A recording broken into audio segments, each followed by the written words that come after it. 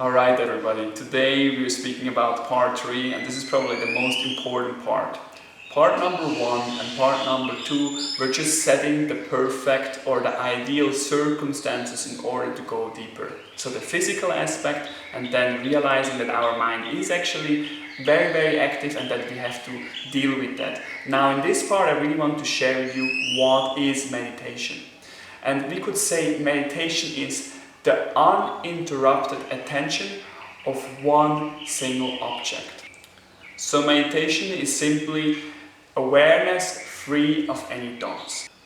So when we are beginning to meditate, then we are becoming obviously aware of what's alive in us. And that means we have a lot of thoughts, we have a lot of emotions, we have a lot of sensations that are alive in us. But when we are learning about meditation, then we normally hear that we have to go beyond our personality. We have to find something that's deeper. And you could maybe explain that as a stillness or as a silence. But when we hear this word, we normally start to conceptualize that. And stillness is for us the opposite of noise. And that's a complete wrong understanding of what we are heading to.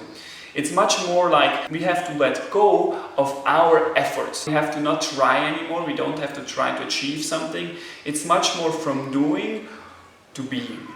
So in that sense, like any technique, any posture, anything that you are trying is basically standing in the way from you and where you want to head, because there's constant duality.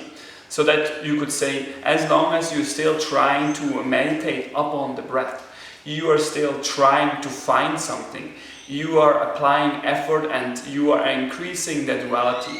And that means this awareness or this stillness that we are speaking of is not something that you have to find.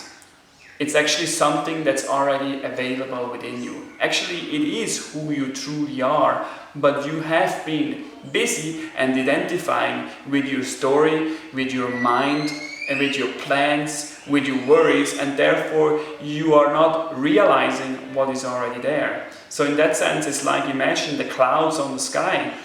They are passing through, and these are your thoughts. But the sun is always shining, no matter if you have a cloudy day or not. And therefore, what we are trying to achieve in meditation is that we are setting the ideal conditions. You are becoming relaxed in your physical body. You are even comforting yourself that you don't feel any physical pain. You are becoming aware of your emotions and of your thoughts. And you don't try to change them. So there's a wonderful quote by Ramana Maharshi where he says, trying to kill your ego is like trying to bury your own shadow. Do you see? Like if you try to get rid of something, you have to apply effort. So we're not trying to get rid of something. In the opposite, we are allowing all the thoughts, all the emotions, all the sensations to come up. But there is a gap in between the emotions. There is a gap in between the thoughts. And that's called a moment where there is stillness. There is nothing. And in this moment you become aware of awareness itself. In the beginning this might be tiny, this might be very short, but you're starting to acknowledge that there is something more. There's a capacity in you, even now that you're listening to me, you are aware of my words, that I speak to you. Therefore you are not lost in the words, you are aware of it. In the same sense, you're not just your thoughts, you're just not just your physical body, and you're not just your emotions. That doesn't mean they're not valuable. It just means that you don't have to identify with them every moment of your life and therefore running wild where something is not really comfortable. And that's exactly what we are trying to cultivate in meditation. This moment where we can detach. And with that I don't mean like we want to get rid of it. It's just the identification of me, being 34 years old or being a father or having that much money or being in that situation is not important anymore. That doesn't mean that situation is gone, but me trying to understand and identifying or making a story and planning ahead or looking back is not there so strongly anymore. And that means what comes out of that is a freedom. That means the past and the future are dissolving because they're not relevant anymore, because where I'm focusing on is a moment which is alive right now. And with every inhalation and every exhalation, this moment reveals itself again. It's constantly changing, but the quality of awareness is always there. how I feel that perhaps, the nuances, the way it shifts can feel different. Even inspiration can be drawn out of that, but in its essence, it's the awareness itself that we want to cultivate. So ultimately, any technique that we are cultivating or that we are training has to be dropped ultimately, or any path that we are following has to burn itself ultimately, because whatever you hold on, whatever you try to remain to, is standing in your way. So let me explain now again and summarize where we're coming from and where we want to head. And these are the 3 steps, you could say. There is concentration, there is meditation, and there is samadhi or enlightenment. And these 3 steps, they are not just from one to the last one, but they can also vary during the time that we are in meditation. But at the beginning, it's very normal that we have a lot of effort, that we have a lot of actually challenges coming up and difficulties, and that is because we have to bring the awareness back to that one single object. And that one single object can be that we're meditating upon our breath, that we can meditate upon a candle flame, or up on somebody that we love, or God, or simply awareness itself.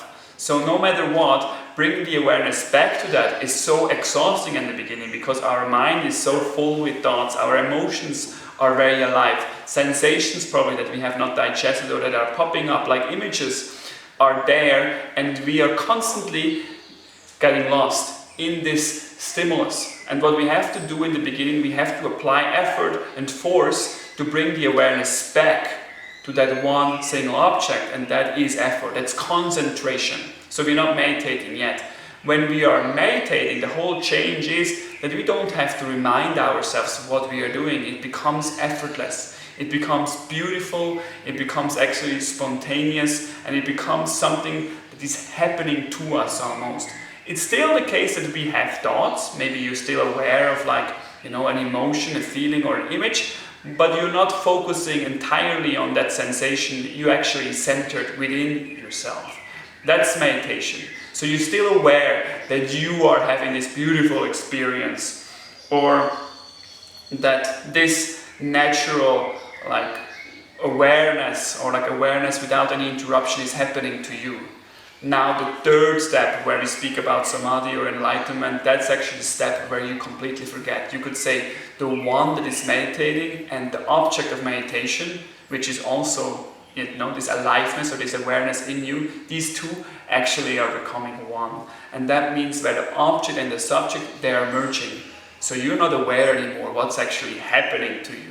You're not aware anymore actually of this blissful experience. Only when you have a sense of me again, when you come back, then you are aware again that you had an enlightened moment, or that you had a very blissful experience where your personality, your ego, or your identification completely dissolved. So you could say, in that sense, when we are speaking about that, it's a little bit like a plane. In the beginning, the plane rolls onto the field and it wants to fly off, but actually it doesn't move yet. It's just waiting for the okay of the tower to fly off, but the turbines are already building up. There's a lot of energy that is being used, but nothing is visible, and that's exactly concentration. It seems like you're not getting anywhere, but you're using so much effort and you feel almost frustrated because you feel like you're not moving. That's the 1st step, and it's very, very important. That's why we're also saying, do a retreat. When you start to meditate, go somewhere in order that you intensify the experience, because it brings you faster forward. And then the 2nd step is actually meditation, is when the plane is just flying. So it's moving off the field and it's going into the air and it's flying. There's still some effort involved, but now you feel the grace of the air, that you have a lift off and you feel you're flying. Now that's meditation, when you feel this effortless sensation is coming into the practice, where you not constantly have to apply effort, but actually where there's a sensation of grace, of beauty, of stillness, be real naturally, even though you still have some sort of thoughts and emotions and feelings and sensations. Now the 3rd step is when you have samadhi or enlightenment. Imagine now you're at the highest altitude flying, and actually the plane doesn't even know that it is a plane. It is just flying in the sky and doesn't know about itself.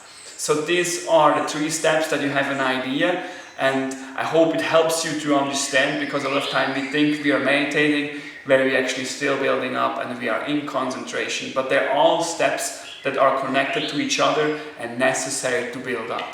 So I hope with that information I really could summarize you and give you some key points, and also inspire you to start a meditation practice, to deepen your meditation practice. And please, if you have any questions, you have any insights, you have any struggles, please reach out, write to me, leave some comments, and then get back to you, because this is not a journey that is ending somewhere. It's just a process that we are constantly deepening, and we are getting more and more into our hearts, and we are cultivating the spirit of meditation and open attention and empathy for others and capacity for generosity and trust and an aliveness and a playfulness to live life in its fullest. So with this, I wish you all the best, and I see you next time. Goodbye.